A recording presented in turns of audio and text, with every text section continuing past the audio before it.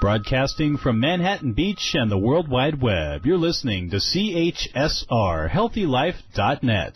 As a service to our listeners, this program is for general information and entertainment purposes only. CHSR HealthyLife.net does not recommend, endorse, or object to the views, products, or topics expressed or discussed by show hosts or their guests. We suggest you always consult with your own personal, medical, financial, or legal advisor. It's time for Pep Talk, your get-up-and-go fix of the day. I'm Sharkie Zartman, and we have two guests today who are ready to knock your socks off, literally. Are you ready to get into the head of a female championship boxer? Today we have Christy Rosario, a U.S. national boxing champion, who will describe what it's like to excel in a combat sport and what it takes to win at the highest level. And we also have, first up today, Mr. James Bond. Yes, you heard me right. His name really is James Bond, and he is the author of The Secret Life of Fathers. Now, what he did is he actually interviewed over 101 fathers of daughters, and so his book is filled with quotes and stories, and has actually been compared to, get this, eavesdropping on men sharing their personal feelings about their daughters when no woman is in the room. And he is also the founder of the Fatherdaughter Project. So welcome, James. Oh, thank you, Sharkie. Yeah, I'm excited to get to talk to you. I only got to talk to you for just a little while when we were in New York, and so we have a lot more time today. First of all, your name. Do people react when they hear your name, James Bond? Well, you know, you're the first one. I'm the first one? This minute. No, all the time. Really? Really? Well, I go to restaurants often, and with my kids, they say, Dad, you have to take out your license because they don't believe it's for James Bond. So.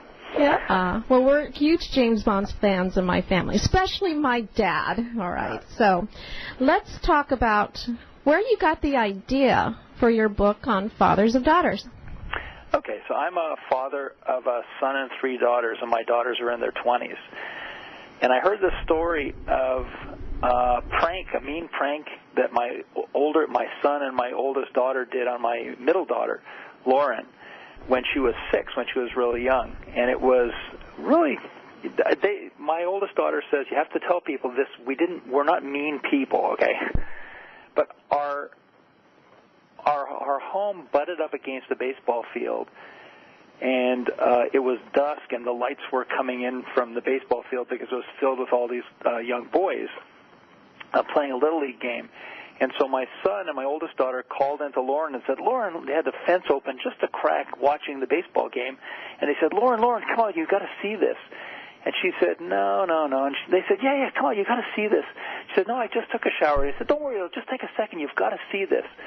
So she went out into the backyard and went up to the fence and just looked through the fence. She had a towel on. They ripped the towel off and shoved her naked onto the baseball field and closed the door, closed the gate. Oh. And so she couldn't get back in. So she came back and she was knocking to try to get back in, and they wouldn't let her back in. So she had to walk naked in front of the whole neighborhood, all the boys particularly, walk all the way around the baseball field and around the block to the front to get back in. Well, when I heard this, I thought, like, wow, I mean, when she was 6, this terrible thing happened. I mean, at such an impressionable age, what else happened to her through her life? And I started thinking, and I realized she was the quiet one, and my career got in the way, and I never really got to know her. And so I sent her an email saying, I feel really like I haven't been a very good dad, that here you are growing up, she was 22 at the time, and, if this happened when you were 6, what else happened to you while you were growing up? And I feel bad that I've never really gotten to know you, that I haven't been a good dad. And she sent me an email back, and she said, I've been waiting my whole life to hear this. Oh, wow.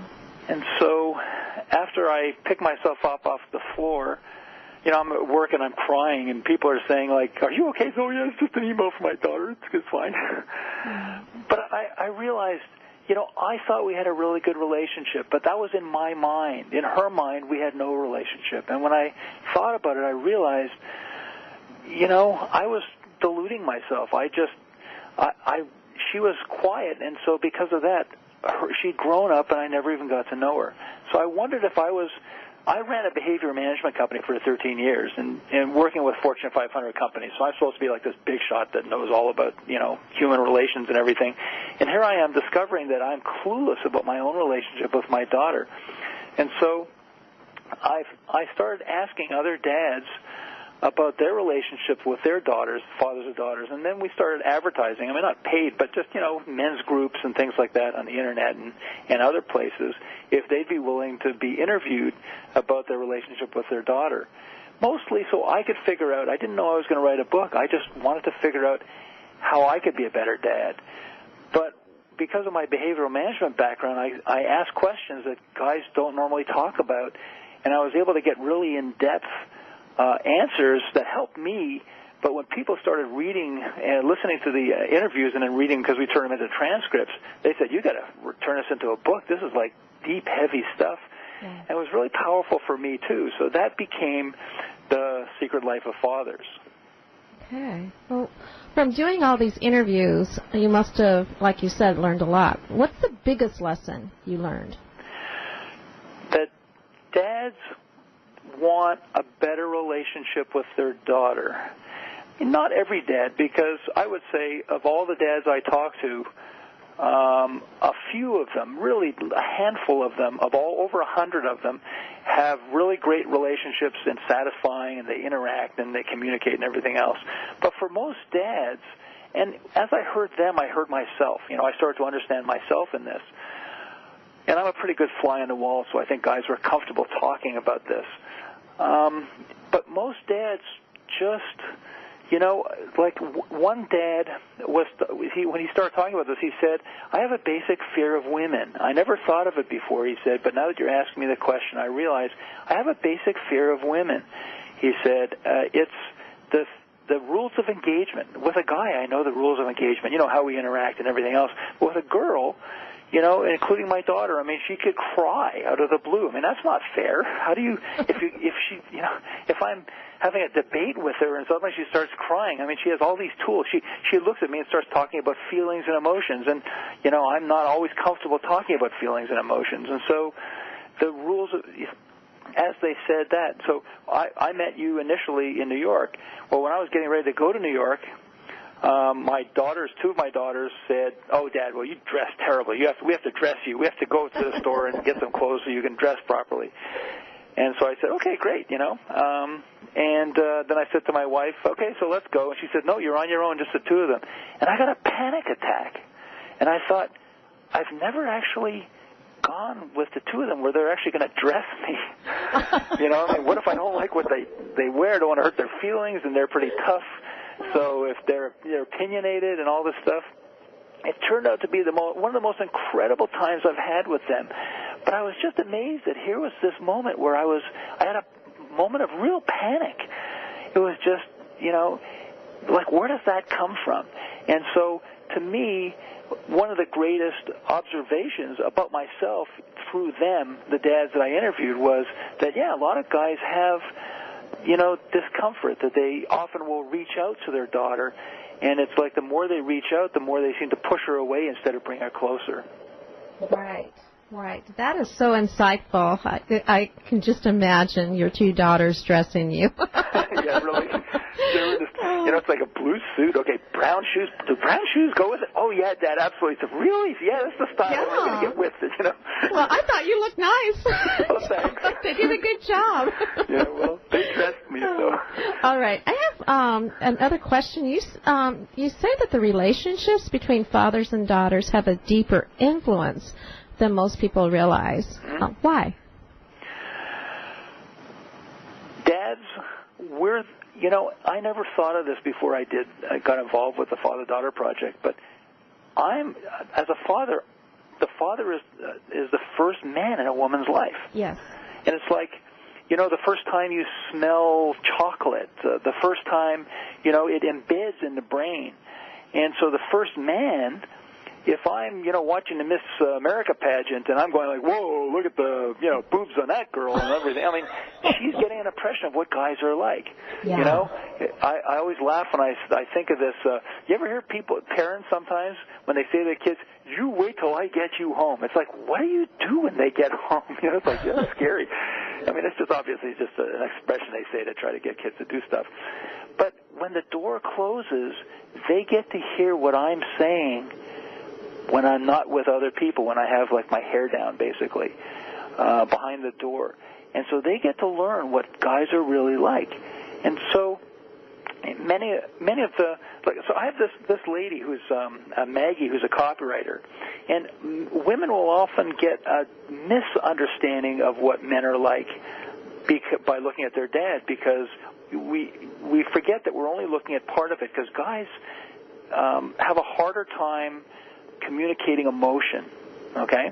I mean, we, never let them see you sweat, okay? It's like guys do really well. And so Maggie was telling me this about her dad. She's from Ireland, and she's in her 60s. She said that when she was young, she was reading the front end of the book, and she was reading about this dad that was trying hard to connect with her, have a positive relationship with his daughter, and the more he tried, the more he seemed to push her away. And so suddenly she got this memory of when she was young in Ireland, and her dad came home, like, drinking with the boys, which was a common occurrence there. And he came over to her and asked if he could help her with her homework. And she smelled the booze on him and whatever, and she looked up and said in a disgusted way, no way. And then he turned around and he walked out the door. He didn't leave forever, but he left, I guess, a little humiliated.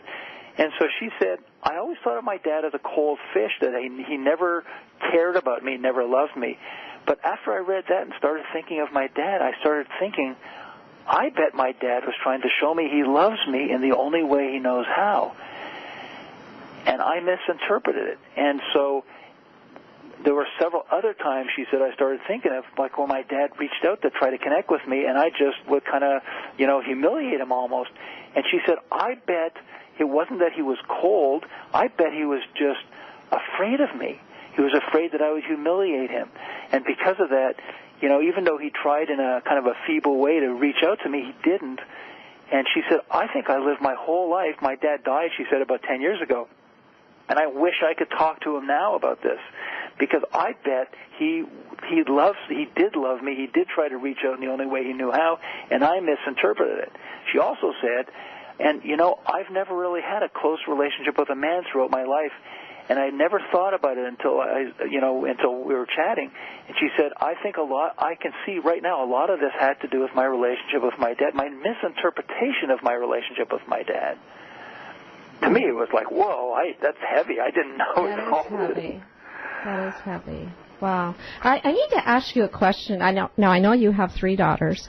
Was it difficult for you when your daughter started to date? Because I know my dad had 4 daughters, and one of the things that he used to do when our dates would come is he would shake their hand. And my dad would always tell us after that handshake whether or not he was a good guy. Yeah.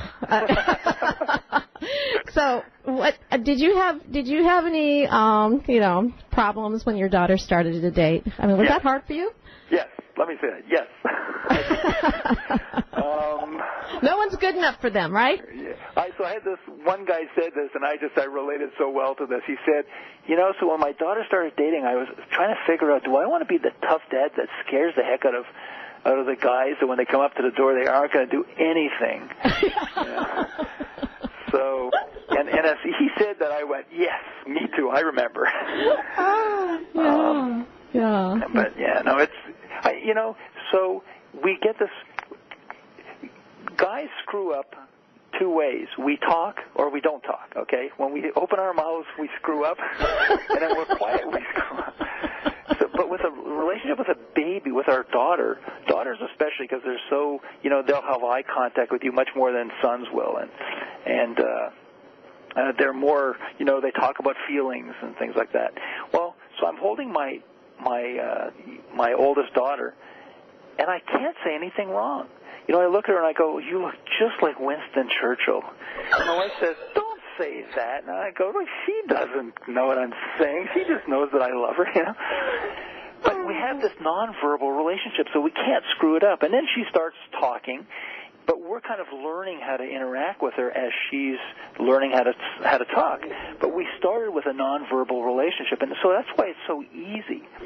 So now we in a way, we fall in love with our daughters. I mean, platonically, but we fall in love with our daughter, and then suddenly she's going out with another guy. Yeah. You know what I mean? It doesn't start with going out with other guys. It starts with school and the fact that, you know, I have this guy that said, she'd give me a kiss every time I'd drop her off somewhere. Well, eventually in school, and I'd drop her off, you know, Daddy, don't kiss me anymore. You know, and that's where it starts. Yeah. Or this one guy who's a doctor, an MD, is telling me, you know, when they get to that age where they start developing, okay, then you have the A-frame hug. You know, we started with a full body hug. Yeah, you know, we hug, and it's a great feeling because we're person to person hugging. But now we can't do that anymore. And so, and then the ultimate is when she starts dating. Well, there are actually two moments. When she starts dating, but the other ultimate is when she gets her driver's license. Oh, yeah. Talk about the scariest time, because now you don't always know where she is. She doesn't need you. She's on her way somewhere else, like exploring the world. Mm-hmm. But yeah, it's pretty scary. Did you teach your daughters how to drive? Absolutely. Absolutely. My oldest on a stick shift, and boy, I tell you, that car, I'm amazed it survived, but it did fantastic. But yeah, all of them. And then it's, you know, guys are great at doing stuff, you know, and doing stuff with our daughters. That's the fun thing. And so teaching them how to ride a bike, teaching them how to drive a car, I mean, those are fun things that, like, so many dads, including myself, just had a great time with. Right, right. Now, in fact, you know, and this is a problem that I discovered about myself, because I had my middle daughter, Lauren, had a problem when she was in her 20s, and she had a problem that she had lost her job for no reason of her own. She actually did something amazing, and she lost her job instead of getting complimented, and everyone was floored and had that work with her. But then she got another job very quickly, and so I started giving her advice. We were at a family dinner, and she got insulted, and she got up and she left, and everyone thought, well, Lauren was really rude. Why'd she do that to Dad? But I thought about it for a while, and then I suddenly realized, I've been a consultant and a coach for a lot of my life, and I was giving her advice. She didn't want advice. What she wanted was a hug and to tell her, you know, you are awesome. I knew you were going to figure this out. But instead, here was Dad giving her advice. And I fooled myself into thinking I'm giving her advice to show her that I love her, but I'm really giving her advice to show her how smart Daddy is. You know, right. What I'm doing is, in a way, I'm saying you're stupid and Daddy's smart, and Daddy's going to tell you because you can't live your life, you can't figure things out for yourself. And it suddenly floored me because I realized my whole life had never been about just sitting and listening. That's part of why I don't know her. I didn't know her. My whole life was about giving her advice. And whenever I'd see her, I'd say, oh, do this, do that, whatever else. And I realized that for a lot of guys, because it's a natural state for us. I mean, we evolved out of, you know, killing dinosaurs and stuff. So we had to be really good at figuring out how to solve problems because we're this little person compared to this giant thing. How do we figure this? And so, you know, it's like we have so much brain power used up with that, there's nothing left to have a relationship, basically. But so I started to realize that's why, and I can see it with a lot of the guys that I talk to, that the more they try to get close to their daughter, the more they seem to push her away, because our language is about telling you instead of just shutting up and listening and finding out. And that's why I realized I don't know anything about her because I've been too busy talking my whole life and giving advice and never actually sitting down and listening. And it was hard. Right. You know, I wanted to, and I had to force myself to do it. I almost put tape on my mouth because I'm so used to, you know, just giving advice. Right, right. Well, you hit the nail on the head between men and women.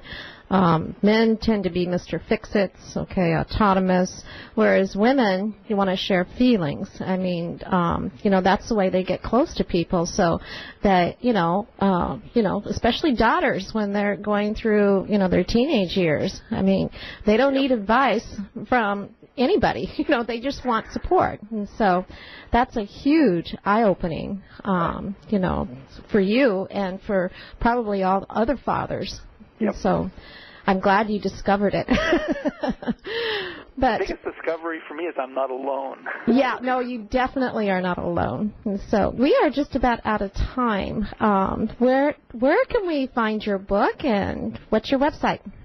Okay, the book's available on Amazon and bookstores, but the best place to go is the Fatherdaughterproject.com. Okay. The Father-Daughter, we've also got questions. We've got a free book there, e-book, 7 questions every woman should ask her father, which is really cool. A lot of people have fun with that. And that's excerpts out of, what we learn from the Secret Life of Fathers. But the Father-Daughter Project is our website. That is very cool. I also have to find out what your secret is for men to understand women. Just real quickly, what is it? The secret for men to understand women? Uh-huh. Wow. The secret for men to understand women. Oh, is to sit down and actually be quiet and ask them. Okay. Good. You got it. You nailed it. Okay. Thank you so much, James, for being on the show. And best of luck to you. And I love your project. Okay. Thank you. All right. We'll be back with more Pep Talk and Shark to Heart right after this.